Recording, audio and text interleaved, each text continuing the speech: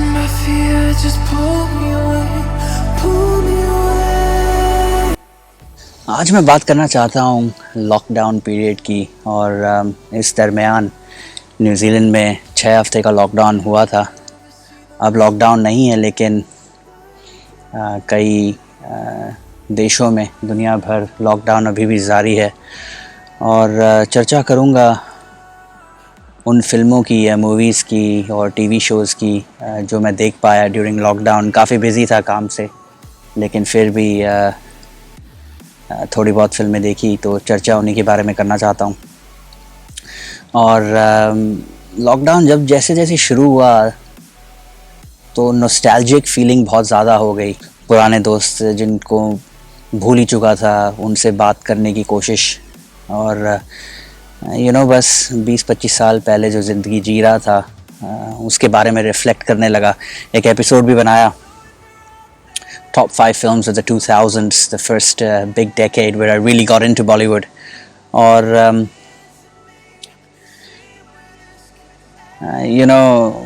इस समय ऐसा चल रहा है कि ऐसा लगता है कि बस पुरानी बातों को याद करो और look at your past life. What have you achieved in the last 2 decades? पता नहीं, समय ही कुछ ऐसा है। तो फर्स्ट फिल्म जो मैंने देखी, Hera Pheri. What a film! मतलब 2000 में आई थी ये फिल्म, और सुनील शेट्टी, अक्षय कुमार, परेश रावल। बट जो रियल हीरो था फिल्म का वो था प्रियदर्शन। उसने कई बॉलीवुड फिल्म्स बनाई। उसके बाद गोल्डन एरा था 2000 से लेके 2005 या 6 तक। उसने कई कॉमेडी फिल्म्स बनाई और बहुत ही अच्छी सक्सेसफुल रही। In fact Akshay Kumar success, a lot of it goes to Priyadarshan. तो मुझे बहुत ही अच्छा लगा, बहुत ही मन खुश हो गया हेरा फेरी देखकर। उसके बाद मैंने डिसाइड किया चलो कुछ नई फिल्म देखता हूँ। तो नेटफ्लिक्स पर आई 1-2 हफ्ते पहले मिसेस सीरियल किलर। और क्या बैशिंग मिली है IMDb पर, मतलब 2 पॉइंट समथिंग इसकी रेटिंग है। खा गए शिरीष कुंदर को, जो इस फिल्म का डायरेक्टर है, और जैकलिन फर्नांडिस को। एक्चुअली मूवी इतनी बुरी नहीं है, मनोज बाजपेयी का काम बहुत ही अच्छा है, क्लाइमैक्स काफ़ी सॉलिड है, और बैकग्राउंड स्कोर भी मुझे काफ़ी अच्छा लगा था। तो लोग कहने लगे कि क्या बकवास फिल्म है, जैकलिन कितनी ओवर एक्टिंग कर रही है। ओवर एक्टिंग तो भाई हर कोई कर रहा है आजकल। मतलब ये जो बोलते हैं, पूरी रियल लाइफ ज़िंदगी में सारे लोग ओवर एक्टिंग कर रहे हैं, और जैकलिन ने डिसेंट परफॉर्मेंस दी है यार। It's not that great, but इतनी भी बुरी नहीं है जितनी रेटिंग है। भाड़ में गई है IMDb की रेटिंग। मूवी देखो, अच्छी नहीं लगे तो बंद कर दो। मेरे हिसाब से 5 या 6 is good enough for this film. Decent time pass है। मतलब माहौल बहुत ख़राब हो चुका है, नेगेटिविटी इतनी बुरी तरह से फैलती है कि people just completely reject other people's work. Anyway, उसके बाद मैंने सोचा चलो एक टीवी शो देख लेते हैं। तो हॉटस्टार पे स्पेशल ऑप्स देखा, और बहुत ही अच्छा शो है। मतलब perfect blend of youth and experience, talent and skill, production values बहुत ही अच्छे। Directed by Neeraj Pandey, who had directed Special 26। मतलब देखकर मज़ा आ गया। और स्टोरी में दम है, एक प्लॉट में दम है। हिस्टोरिकल फैक्ट्स से मूवीज़ को, टीवी शो को जोड़ा है। बहुत ही अच्छा लगा। If you haven't watched it, do go and watch special ops. ये बहुत ही सही शो है। कुछ बकवास सीन्स भी दिखाए हैं, लेकिन चलो आज मैं बकवास के बारे में 2 शब्द कह दूं। 2 टाइप के बकवास होती हैं मूवीज़ में। एक बकवास होती है जो पूरा ही मूड ख़राब कर दे। मतलब अच्छी खासी स्टोरी चल रही होगी और डायरेक्टर को कुछ ना कुछ हरकत करने का शौक़ होगा, एक्टर्स भी शामिल हो जाते हैं, और बहुत ही घटिया लगती है। रेस 3 अगर आपने मूवी देखी हो तो उसमें सलमान खान और अनिल कपूर बीच में ही भोजपुरी बोलना शुरू कर देते हैं। 20 मिनट तक खूब जम के भोजपुरी बोलते हैं और फिर वापस नॉर्मल। इसको कहते हैं बकवास, जो बिल्कुल ही साइड ट्रैक पर तुम्हें ले जाए।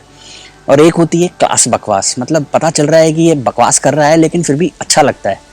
तो स्पेशल ऑप्स में जो भी कुछ सीन्स हैं, जो इलॉजिकल सीन्स हैं, ऐसा लगता है कि भाई चलो ठीक है, ले रहे हैं हमारी, लेकिन अच्छी ले रहे हैं, मतलब लेट्स जस्ट एन्जॉय इट। तो बॉलीवुड में वो डिफरेंशिएटिंग बकवास काफ़ी कभी कभी ट्रिकी हो जाता है, at to what extent does the audience buy into it. लेकिन क्लास बकवास है, तो I think Special Ops is definitely a very good show. और ये जो मैं क्लास बकवास की बात कर रहा हूँ, ये ज़्यादा नहीं है, थोड़ी बहुत है, तो और होना भी चाहिए थोड़ी क्लास बकवास। आई थिंक बॉलीवुड की डीएनए में इनग्रेन्ड है, तो वो तो चलते आएगा। एक क्लास बकवास का एक और एग्जांपल, थ्री इडियट्स अगर आपने देखी हो तो ऑल इज़ वेल चिल्लाते हैं during the last few scenes. Audience को लग रहा है कि ले रहे हैं हमारी, लेकिन चलो ठीक है, let's go with the flow, अच्छा लग रहा है। So that's what Special Ops achieves. I think all the flaws gate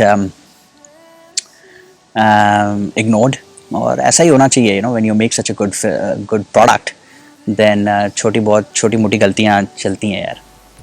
अब बात करते हैं एक और मूवी की, तानाजी द अनसंग वॉरियर। ये भी हॉटस्टार पे आ गई, और मैं सोचा आज तो तानाजी देख के ही रहूँगा। 2 हफ्ते की बात है, 2 हफ्ते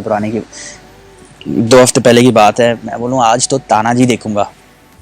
11 बजे के आसपास चलो टीवी ऑन किया, और 20 मिनट देखा, और दिमाग ख़राब हो गया यार कि इस मूवी ने 270 करोड़ कैसे कमा ली है। मतलब सारे सीन्स कार्टूनिश, एनिमेशन बहुत ही सस्ती लग रही मुझे, बैकग्राउंड सीजीआई मेरे पल्ले नहीं पड़ा, और मैंने स्विच ऑफ कर दी और सोचा चलो कि अगले दिन कंटिन्यू करूँगा, लेकिन हिम्मत नहीं हुई। आई मीन 270 करोड़ कमाए हैं तो definitely product must be good, लेकिन हिम्मत नहीं हुई कि मैं इसको वापस ऑन करूँ और टीवी पे देखूँ। तो तानाजी तो उधर की उधर ही रह गई। But hats off to Ajay Devgan anyways for delivering such a big blockbuster. Cinema में may be the experience is revolutionary, या मे बी 20 मिनट के बाद मूवी बहुत ही अच्छी हो जाती है। तो something that you guys can tell me if you've watched Tanaji की, does it get better? But मेरे पल्ले नहीं पड़ी, इसलिए मैंने उधर ही बंद कर दी। रिसेंटली अभी मलंग आई नेटफ्लिक्स पर। मलंग आई वाज प्लेजेंटली सरप्राइज्ड, काफ़ी अच्छी फिल्म है।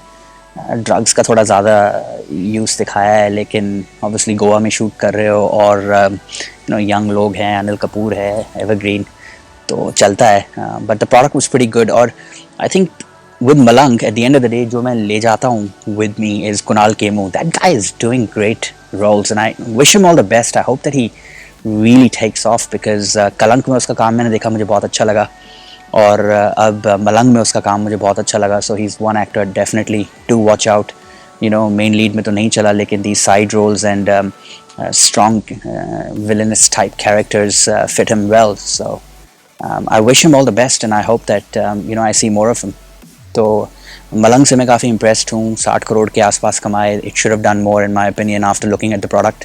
काफ़ी स्टाइलिश था, और ट्विस्ट भी अच्छे थे, गाने भी अच्छे थे। सो आई वाज इम्प्रेस्ड विद मलंग।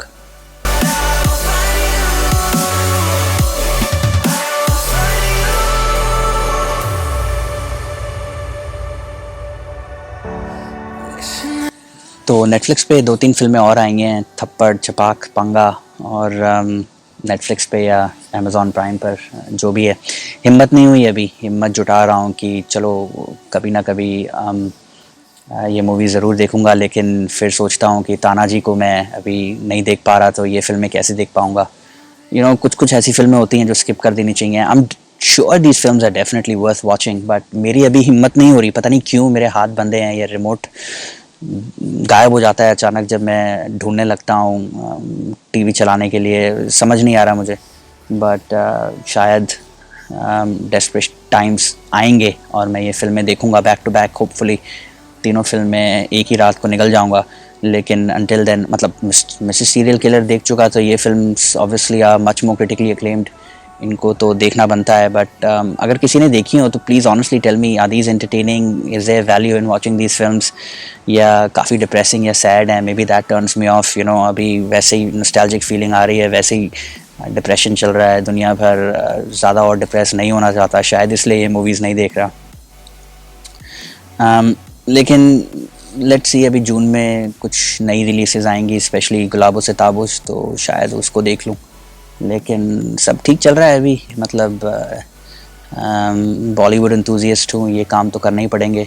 11 बज गए। इस वीडियो शूट के बाद शायद एक और टीवी शो देखने जाऊँ। अभी मेरा पंचायत चल रहा है, गांव की सेटिंग है, और टीवीएफ वालों ने ये शो बनाया है, तो उसको देखकर ही इंडिया को मिस करूँगा। अभी मिट्टी की खुशबू क्या है इसी शो से पाऊँगा। तो that's it for this video guys. Hope you enjoyed it.